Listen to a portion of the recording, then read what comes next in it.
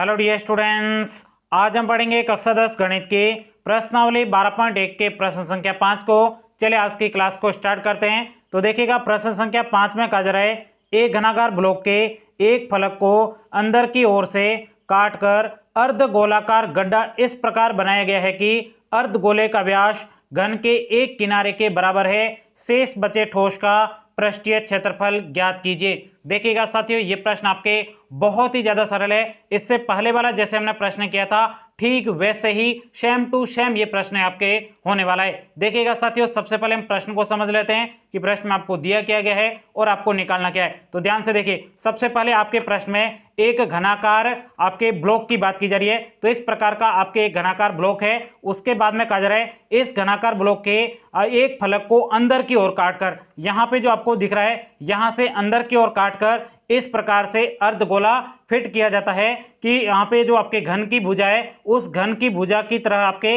इस अर्धगोले का क्या हो जाएगा, व्यास हो जाएगा। इस प्रकार से आपको इस बॉक्स के अंदर इस प्रकार का आपको एक अर्धगोलाकार गड्ढा बनाना है। आई बात समझ में। अब देखिए, उसके बाद में कहा गया है यहाँ पे जो शेष बचा हुआ ठोस होगा उसका आपको क्षेत्रफल निकालना है। तो ध्यान से देखो, एक बार मैं अच्छे से समझा देता हूं और उसके बाद में बहुत ही सरल तरीके से हम प्रश्न को सॉल्व करेंगे। देखिएगा, यहां पे देखो ये क्षेत्र ले लेते हैं। इस क्षेत्र का सबसे पहले हम क्या करेंगे, घन का संपूर्ण पृष्ठीय क्षेत्रफल ज्ञात करेंगे, तब ये पूरी सतह आ जाएगी। उसके बाद हम क्या करेंगे, ये आपके अर्धगोला होगा, ये इसके अंदर फिट करेंगे तो इसका भी हम क्या करेंगे, संपूर्ण पृष्ठीय क्षेत्रफल ज्ञात करेंगे। संपूर्ण पृष्ठीय क्षेत्रफल ज्ञात करेंगे तो ये सतह आपके क्या आएगी, दो बार आएगी। कैसे, एक बार इसमें ये सतह आ रही और इस प्रकार से हम काटेंगे तो ये सतह यहां पे भी शामिल हो रही। तो एक बार ये जो हम काट रहे हैं इस सतह को हमें क्या कर देना, बाहर कर देना। बाहर करना मतलब ये वाली सतह वृत्त का क्षेत्रफल घटाना है। पहले हमने जब चौथा प्रश्न था उसमें भी सेम ही किया था, क्योंकि ये सतह पहले से थी तो हमने इस प्रकार से रखा तो ये दो बार सतह शामिल हो रही। तो आपके जब भी या ऊपर रखे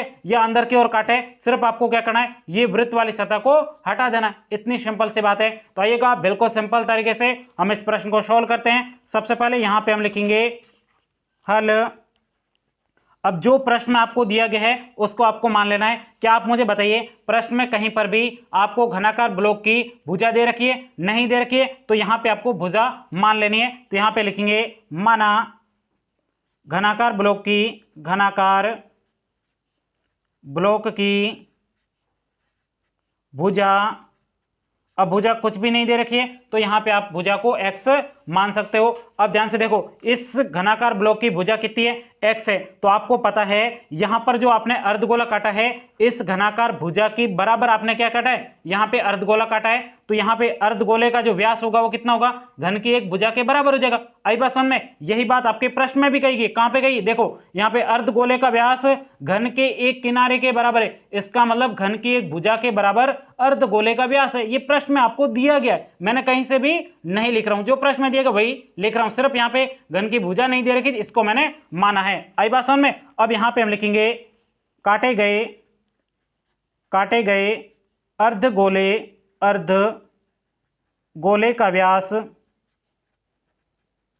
बराबर, अब किसके बराबर हो जाएगा, ये आपके घन की एक भुजा के बराबर। तो यहां पे लिखेंगे बराबर में घन की भुजा के बराबर हो जाएगा। और घन की भुजा हमने कितनी मानी, x मानी है। तो काटे गए अर्धगोले का भी व्यास कितना हो जाएगा, x सेंटीमीटर हो जाएगा। आई बात समझ में। अब ध्यान से देखो, ये आपके अर्धगोले का व्यास आपको पता है तो आप अर्धगोले की त्रिज्या पता कर सकते हो, नहीं कर सकते हो। जितना आपके व्यास होगा उसकी आधी इस अर्धगोले की क्या हो जाएगी, त्रिज्या हो जाएगी। तो x सेंटीमीटर आपकी क्या है, अर्धगोले का व्यास है। तो इसका आधा मतलब भाग में 2 का भाग दे देंगे तो आधे आपके अर्धगोले की त्रिज्या प्राप्त हो जाएगी। तो यहां पर लिखेंगे इसलिए अर्धगोले की त्रिज्या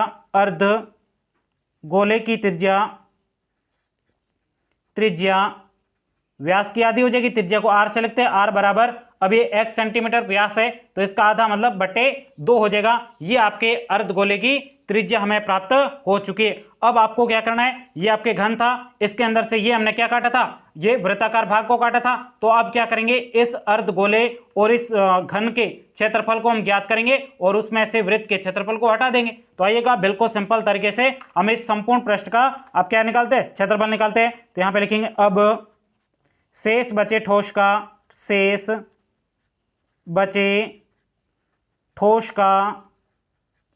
पृष्ठीय क्षेत्रफल पृष्ठीय क्षेत्रफल हो जाएगा आपके बराबर क्या हो जाएगा, सबसे पहले घन का संपूर्ण पृष्ठीय क्षेत्रफल निकालेंगे तो यहां पे लिखेंगे घन का संपूर्ण पृष्ठीय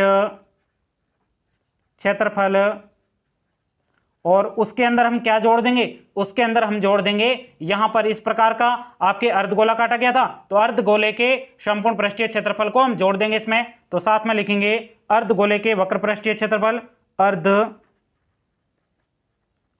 का वक्र पृष्ठीय क्षेत्रफल, वक्र पृष्ठीय क्षेत्रफल, ये हमने अर्धगोले का वक्र पृष्ठीय क्षेत्रफल इसमें जोड़ दिया। अब देखो यहां से ये अर्धगोला काटा गया था और ये भी आपके सतह है, तो एक सतह यहां पे काट के हमने फेंक दी, उस सतह को हमें क्या करना है, यहां से हटा देना है। तो यहां पे हटाएंगे, किस प्रकार की सतह काटी थी हमने, इस प्रकार की, कैसी, आपके यहां पे हो जाएगी वृत्त के बार की, तो यहां पे माइनस कर देंगे वृत्त का क्षेत्रफल, माइनस कर देंगे वृत्त का क्षेत्रफल। अब देखो बराबर आपकी क्या हो जाएगा, अब घन का संपूर्ण पृष्ठीय क्षेत्रफल का सूत्र मैंने आपको इससे पहले वाले वीडियो में बताए थे, वही 3 सूत्र यहां पे लगने वाले।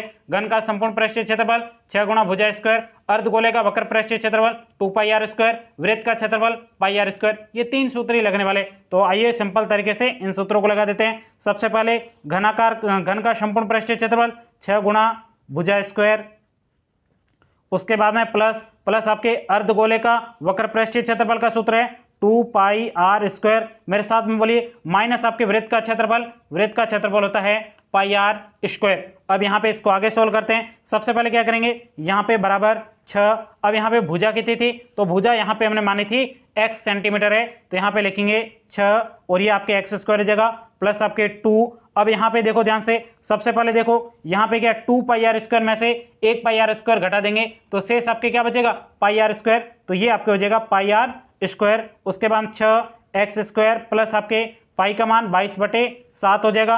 ठीक है, अब ध्यान से देखिएगा साथियों, यहाँ पे आपको पाई का मान 22/7 नहीं लेना है, क्योंकि आपको भुजा की लंबाई दे रखी थी क्या, नहीं दे रखी थी, सिर्फ हमने माना था x सेंटीमीटर, तो आपको यहाँ पे पाई को पाई के पदों में ही रहने देना, तो पाई की जगह हम पाई ही लिखेंगे। आर स्क्वायर का मान हमें दे रखा है कितना है, आर स्क्वायर मतलब अर्धगोले की त्रिज्या, ये आपके हो जाएगी x/2, तो यहाँ पे गुणा में हो जाएगा आपके x/2, स्क्वायर है तो यहाँ पे 2 बार हो जाएगा x/2 हो जाएगा। आई बात समझ में। अब यहाँ पे इसको आगे सोल्व करते हैं, ध्यान से देखो, सबसे पहले हो जाएगा आपके यहाँ पे 6x स्क्वायर प्लस आपके ये पाई है और यहाँ पे x और x स्क्वायर हो जाएगा और बटे 2 और 2 कितना हो जाएगा, 4 हो जाएगा, कितना हो जाएगा, 4 हो जाएगा। आई बात समझ में। अब यहाँ पे आपको क्या करना है, जो संख्या कॉमन आ रही है उसको आपको कॉमन लेना है। देखिएगा यहाँ पे भी एक्स स्क्वायर है, यहाँ पे भी एक्स स्क्वायर है और यहाँ पे इन सभी को आपको क्या कर देना है, जोड़ देना है। तो सबसे पहले एक्स स्क्वायर को बाहर ले लेंगे तो ये आपके एक्स स्क्वायर हो जाएगा बाहर, तो यहाँ पे शेष क्या बचा आपके, यहाँ पे बचा 6, उसके बाद प्लस, अब यहाँ पे शेष क्या बचा, पाई/4, आपके यहाँ पे क्या बचा, शेष बचा। आई बात समझ में। अब यहाँ पे क्या करना है, यहाँ पे लसब ले लो तो यहाँ पे हो जाएगा एक्स स्क्वायर, यहाँ पे देखो 4 लसब आ जाएगा, 1 का भाग 4 में 4 बार, 4 का गुणा 6 से करेंगे तो 24 प्लस आपके 4 का भाग 4 में 1 बार और 1 का गुणा पाई से करेंगे तो ये आपके पाई हो जाएगा। अब ध्यान से देखो, यहीं तक कि आपको इस प्रश्न का उत्तर लिखना था। आप चाहो तो इस 4 को बाहर ले सकते हो, बाहर कैसे आ जाएगा, ये आपके भाग में, इसमें भी भाग में ले सकते हो, एक्स स्क्वायर बटे आपके 4 हो जाएगा, शेष कोष्टक के अंदर आपके बचेगा 24 प्लस आपके पाई ANS। यहीं तक कि आपको इस प्रश्न का उत्तर निकालना था। उम्मीद करता हूं ये पूरा प्रश्न आपको बहुत ही अच्छे तरीके से समझ में आएगा। यदि कहीं पर भी कोई डाउट हो तो आप सीधा मुझे कमेंट्स करके पूछ सकते हो। तो साथियों मिलते हैं अगली क्लास में, तब तक के लिए जय हिंद, जय भारत।